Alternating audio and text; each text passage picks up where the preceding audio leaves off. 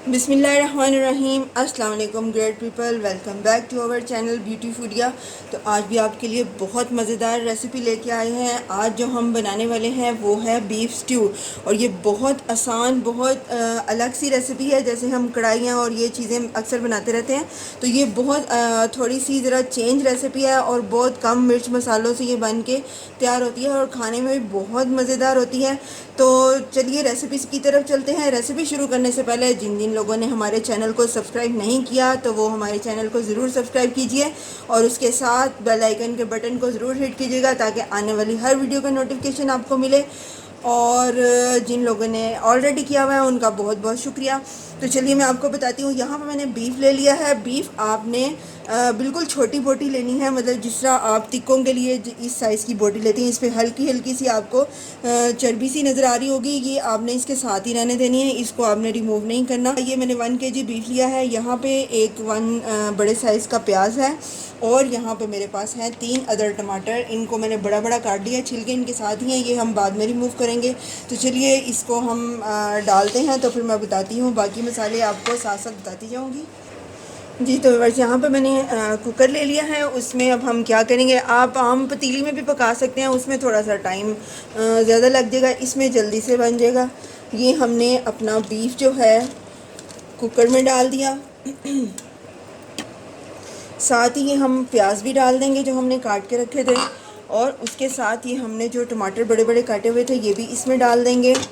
और इसके साथ जाएगा लहसुन अदरक का पेस्ट हमारे पास है। आप साबुत भी डाल सकते हैं और पेस्ट भी डाल सकते हैं। ये मैं डालूँगी तकरीबन 1.5 टेबल स्पून के करीब। आपने टेस्ट से कम या ज़्यादा कर सकते हैं। और उसके बाद हमारे पास जाएगा, ये मेरे पास पानी है। पानी तकरीबन 1 मग्गा है, आधा किलो के करीब है। ये आप डाल दें या अपने गोश्त के हिसाब से, जितना आपके पास गोश्त है आप उतना पानी डाल सकते हैं इसमें। इसके बाद हमारे पास जो अभी मसाले जाएंगे वो हमने सिर्फ इसमें डालना है नमक। नमक आप अपने टेस्ट के मुताबिक डालिएगा, जितना आप पसंद करें।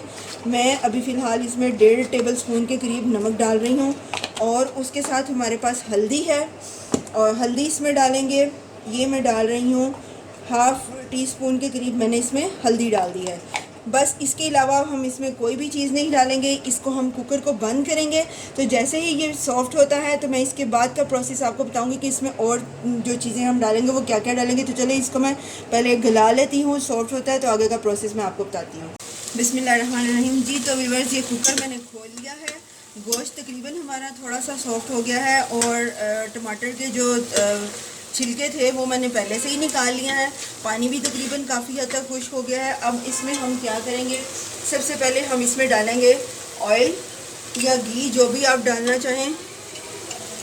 ऑयल डालने के बाद अब इसमें डालेंगे, ये लाल वाली मिर्चें हैं मेरे पास। आपके पास गोल हैं तो वो गोल ही डालिएगा, मेरे पास ये वाली थी तो मैं ये इसमें डाल रही हूँ। 5 से 6 अदद ये मिर्चें हैं, ये इसमें डालनी है। और इसके बाद हम डालेंगे सूखा धनिया, ये मैं डालूँगी 1.5 टेबल स्पून के करीब। और अब इसमें जाएगा ज़ीरा। ज़ीरा भी तकरीबन 1 टेबल स्पून के करीब मैं डाल रही हूँ। अब इसमें डालेगी सफ़ेद मिर्च जो है वो मैं डालूँगी तकरीबन 1 टीस्पून के करीब। इसमें हम लाल मिर्च यूज़ किसी भी नहीं करेंगे। साथ साथ ये जो हमने सफ़ेद मिर्च डाली है इसको आप दखनी मिर्च भी कहते हैं। अब मेरे पास ये 1 प्याली के करीब दही है, दही मैं डालूँगी। लेकिन दही डालने से पहले आपने चूल्हा बिल्कुल हल्का कर देना है। उसकी वजह यह है कि आप अगर तेज़ चूल्हे में डालेंगे तो दही एकदम फट जाएगा और वह सालन की लुक अच्छी नहीं आएगी, उसकी फुटकियाँ सी बन जाएंगी। तो दही डालते वक्त हमेशा अपना चूल्हा जो है वो हल्का कर लिया करें और इसको डाल के फ़ौरन से हिला लिया करें। इस तरह से हमने इसको हिलाना है।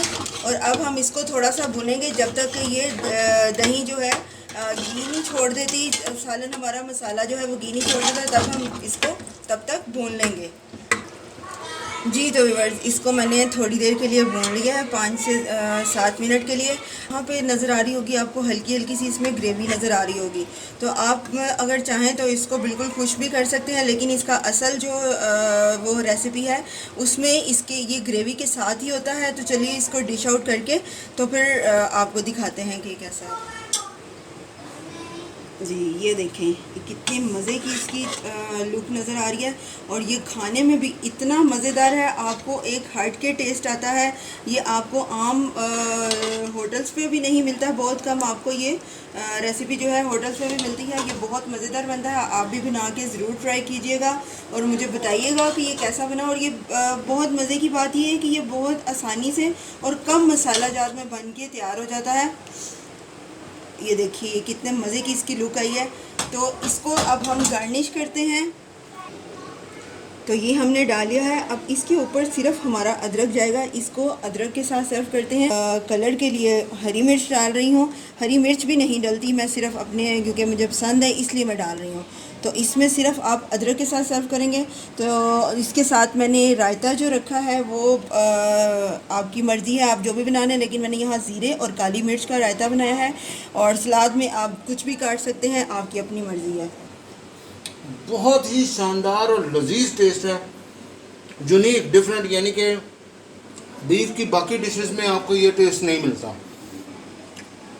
मुझे पूरी उम्मीद है कि जब आप ट्राई करेंगे तो हम मेरी बात से पूरा इत्तेफाक करेंगे। तो आज की वीडियो यहीं तक की थी। इसको बनाइए, ट्राई करिए, कमेंट करके बताइए और जाते हैं तो सब्सक्राइब करना ना भूलिएगा। और नई किसी डिश के साथ फिर हाजिर होंगे, तब तक के लिए इजाज़त। अपना बहुत बहुत ख्याल रखिएगा। अल्लाह हाफिज़। अल्लाह हाफिज़।